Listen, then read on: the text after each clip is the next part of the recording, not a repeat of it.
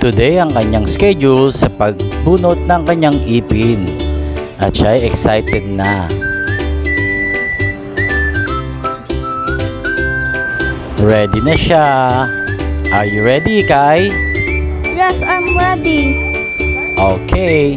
Pero ang sabi ni Doc ay iki-cleaning muna raw siya. So makakalibre na siya ng cleaning ng ipin bago pa siya bunutan dahil malapit na raw lumabas ang kanyang permanent tooth doon sa part na bubunutan sa kanya.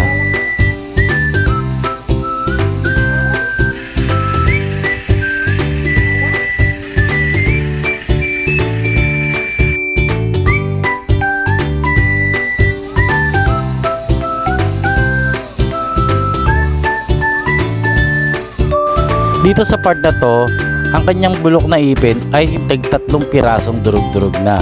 Kaya hindi rin nahirapan si Doktora na tanggalin ang kanyang mga durug na ipin.